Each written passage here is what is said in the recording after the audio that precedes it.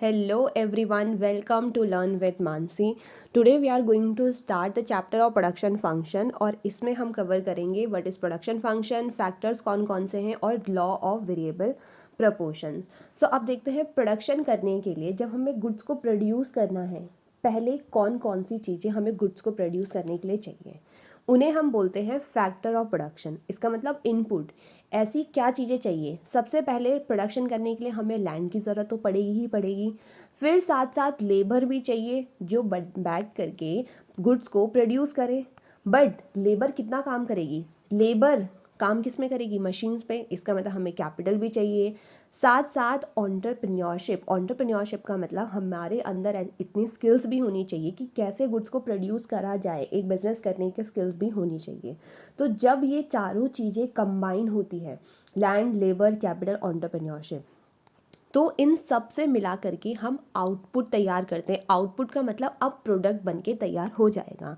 तो जब हमने इनपुट मतलब ये रॉ मटेरियल वगैरह जो हमें गुड्स को प्रोड्यूस करने के लिए चाहिए और आउटपुट का मतलब फिनिश गुड जो बन के तैयार हो गया. इनपुट से आउटपुट जब हमने कन्वर्ट करा तो उस टाइम पे जो प्रोसेस चल रही है, वो जो काम चल रहा है, लैंड के ऊपर मशीन्स लगी हुई है, लेबर लगे हुए हैं, एंटरप्रेन्योरशिप चल रही है और तब जाकर के प्रोडक्ट तैयार हुआ. इस पूरी प्रोसेस को हम क्या कहते हैं. Production function. तो अब प्रोडक्शन फंक्शन की एक परफेक्ट डेफिनेशन क्या बोलेंगे. Production function is the process. क्यों फंक्शंस का मतलब काम करना और प्रोडक्शन हमेशा मैंने बताया शन का मतलब होता है प्रोसेस.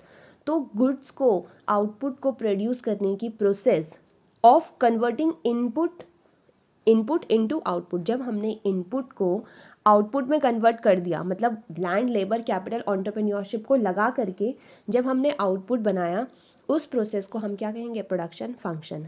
दूसरी कोई डेफिनेशन भी हम ये बोल सकते हैं. प्रोडक्शन फंक्शन का मतलब रिलेशनशिप बिटवीन इनपुट और आउटपुट.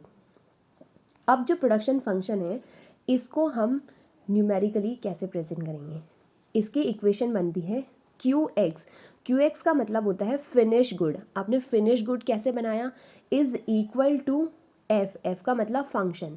किस चीज़ के फंक्शन से मिला करके. L और K, लेबर और कैपिटल. यहाँ पे इसने लैंड की बात नहीं करी है और एंटरप्रेन्योरशिप की बात नहीं करी है. बट मेनली हमें लेबर और कैपिटल चाहिए. जब लेबर और कैपिटल होगी उस फंक्शन से हम फिनिश गुड बनाते हैं. इसीलिए क्या बन गई equation. QX is equal to F bracket L into K. L मतलब लेबर और K मतलब कैपिटल. कैपिटल का सिंबल शॉर्टकट में C नहीं होगा, K होगा. अब आते हैं फैक्टर ऑफ प्रोडक्शन. देखो अभी हमने बोला फैक्टर ऑफ प्रोडक्शन का मतलब वही लैंड, लेबर, कैपिटल, एंटरप्रेन्योरशिप. इन सारे फैक्टर ऑफ प्रोडक्शन को फैक्टर ऑफ प्रोडक्शन क्यों बोला है कि प्रोडक्शन करने के लिए किन किन चीज़ों की हमें ज़रूरत पड़ती है उन्हें हम बोलते हैं फैक्टर. इन दोनों को हमने दो पार्ट में डिवाइड करा है. एक हमने कहा फिक्स फैक्टर्स और वेरिएबल फैक्टर्स. फिक्स फैक्टर्स क्या होते हैं. फिक्स फैक्टर्स का मतलब वो factor which does not change with change in output.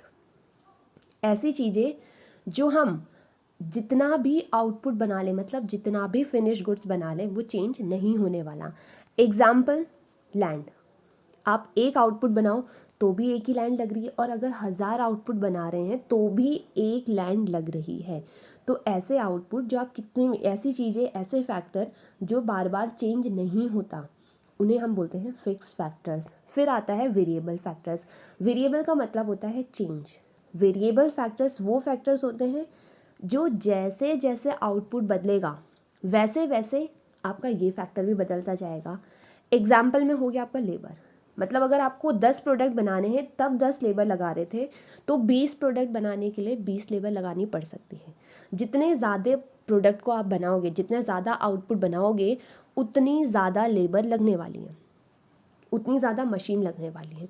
तो उन फैक्टर्स को हमने डिवाइड कर दिया. उन्हें हमने बोला कि वेरिएबल फैक्टर्स हैं कि जो जितना ज़्यादा हम यूज़ करेंगे, जितना ज़्यादा हम आउटपुट बनाएंगे उतना ज़्यादा बढ़ेगा. पर फिक्स फैक्टर्स तो ये है कि भाई आप 10 प्रोडक्ट बनाओ या 1000 प्रोडक्ट बनाओ फिक्स्ड ही रहने वाला है. बट ये सब चीज़ें हमने पढ़नी है शॉर्ट रन में. क्योंकि शॉर्ट रन में आपके पास शॉर्ट रन कौन सा होता है. एक छोटा टाइम पीरियड जिसमें आप बार बार चीज़ें नहीं बदलोगे, बार बार लैंड नहीं खरीदने वाले. एक बार लैंड खरीद ली सालों साल वो चलेगी. बट अगर हम लॉन्ग रन की बात करें, लॉन्ग रन मतलब कितना भी लंबा पीरियड हो सकता है, उस पीरियड में तो हो सकता है आपने लैंड चेंज कर दी, पहले आप कम प्रोडक्शन करते थे, अब ज़्यादा प्रोडक्शन के लिए आपने और ज़्यादा लैंड ले ली। इसीलिए हमने ये बोला जब हम ये चैप्टर पढ़ रहे हैं, ये factor, fix factor, variable factors इसीलिए पढ़ रहे हैं क्योंकि ये सारी चीज़ें शॉर्ट रन में होती है। लॉन्ग रन में ऐसा कुछ नहीं होता। लॉन्ग रन में सारे ही फैक्टर्स वेरिएबल हैं, मतलब लॉन्ग रन में आप कितने भी फैक्टर्स को चेंज कर सकते हो। अब हम आते हैं स्केड्यूल कैसे बनाएं। लैंड, लेबर और मार्जिनल प्रोडक्ट, ये चीज़ें हमें बनानी है। लैंड अभी हमने बोला जितनी, अगर आपके पास एक लैंड है, एक लैंड में आप एक लेबर बना रहे हो, एक ही लेबर से आप 2 प्रोडक्ट बना रहे हो। मार्जिनल प्रोडक्ट का मतलब आप कितना प्रोडक्ट बना रहे हो, एडिशनल प्रोडक्ट कितना बना रहे हो। फिर आपने वापस उसी लैंड में, मतलब लैंड एक ही रहेगी पर आपने लेबर बढ़ा दी, और अगर लेबर बढ़ाई तो प्रोडक्शन भी तो ज़्यादा होगी। एक ही लैंड है, 2 लेबर काम कर रही है, अब 3 प्रोडक्ट बन रहे हैं। दोबारा एक ही लैंड है, अब आपने लेबर फिर और बढ़ा दी, जितनी लेबर बढ़ाते जाओगे उतनी ज़्यादा प्रोडक्शन ज़्यादा होती जाएगी। अब आपके पास 4 लेबर हो गई। फिर आपने दोबारा एक ही लैंड, लेबर फिर बढ़ा दी, पर अब क्या हुई, अब जितनी ज़्यादा आप लेबर बढ़ा रहे हो उतना प्रोडक्ट बढ़ नहीं रहा है, प्रोडक्ट अब कम हो रहा है। प्रोडक्ट कम कैसे हो रहा है, जब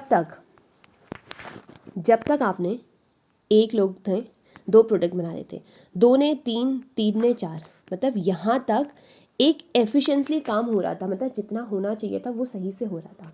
अब आपने ज़्यादा लेबर रखनी स्टार्ट कर दी। एक ऐसा तो पॉइंट होता है जब आप एक्सेसिव लेबर को नहीं रख सकते हो। कितनी ज़्यादा, अगर किसी प्रोडक्ट को बनाने में 3 ही लेबर चाहिए तो अननेसेसरी 4 लेबर को रख करके क्या करोगे।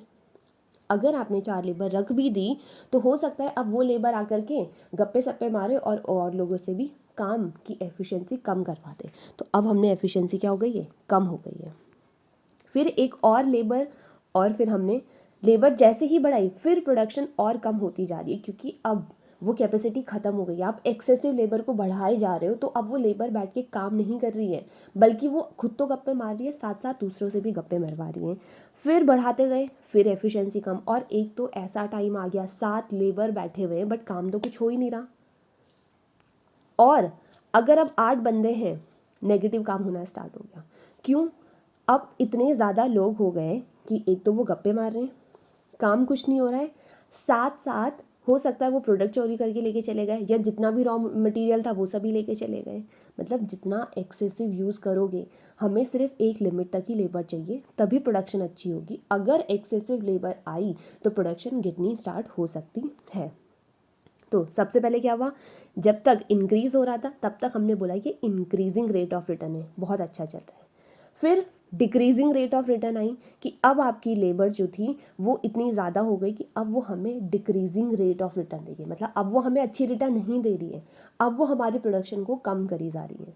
फिर 0 पहुंच गई, और फिर तो हमें क्या मिल गई है, नेगेटिव रेट ऑफ रिटर्न ही मिल गई। इसी चीज़ को हम कहते हैं लॉ ऑफ वेरिएबल प्रपोर्शन में। लॉ ऑफ वेरिएबल प्रपोर्शन, अगर लॉ है तो लॉ को पढ़ने के लिए हम क्या कहते हैं, स्टेट्स दैट। हर लॉ स्टेट्स दैट से स्टार्ट होगा, मतलब ये होगा ही होगा। Law of variable proportion states that as more and more variable factor is combined with the fix factors.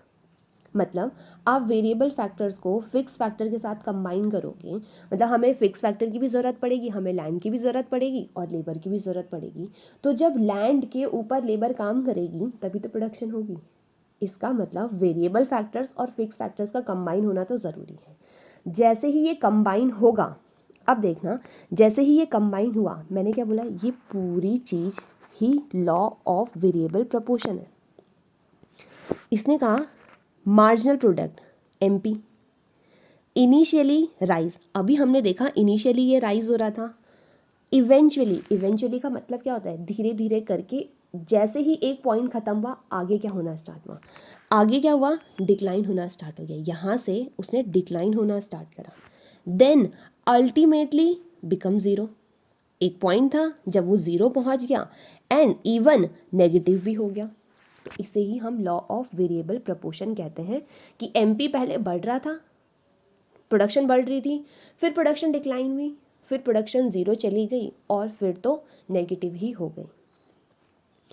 अब इसका रीज़न क्या है? अगर इसी चीज़ को, स्केड्यूल को ग्राफ में प्रेजेंट करेंगे तो हमने एक तरफ लिया यूनिट ऑफ वेरिएबल फैक्टर, इसका मतलब यहाँ पे आप लेबर ले लो।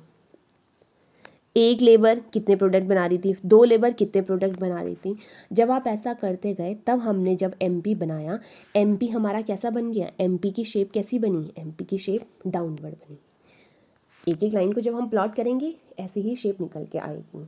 तो ये जो शेप थी, इसमें इसने बोला कि जब तक देखो एमपी आपका इंक्रीज हो रहा था, ये इसे ही हमने इंक्रीजिंग रेट बोला। फिर आपके एमपी ने डिक्रीज होना स्टार्ट करा, इसे हमने डिक्रीजिंग रेट बोला। फिर ज़ीरो पहुंचा और देन नेगेटिव। तो एमपी आपका ऐसे ही बना। अब बात आती है कि इंक्रीज हुआ क्यों, इंक्रीज क्यों हो रहा था? क्योंकि fuller utilization of fix factor, जितना भी आपके पास फिक्स फैक्टर था, लैंड थी, आप लैंड का फुल यूज़ कर रहे थे, जितनी उसकी एफिशिएंसी थी। डिवीजन ऑफ लेबर, अच्छे से लेबर डिवाइड थी और उनकी एफिशिएंसी भी थी, मतलब जितने लोगों की ज़रूरत थी वो काम बहुत अच्छे से कर रही थी, बहुत अच्छा उनके बीच में कोऑर्डिनेशन बना हुआ था। इसका मतलब तब तो हम इंक्रीजिंग रेट ऑफ रिटर्न में थे, बट डिक्रीजिंग रिटर्न क्यों पहुंची?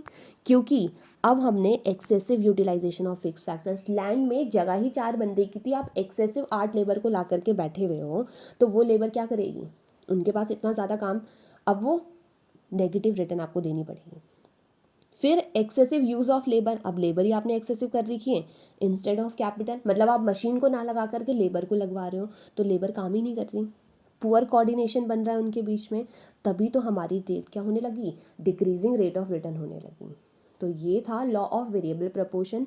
अगर लॉ ऑफ वेरिएबल प्रपोर्शन आता है, पूरी डेफिनेशन प्लस स्केड्यूल और प्लस ग्राफ, ये होगा हमारा पूरा law of variable proportion. So this was all for today, thank you.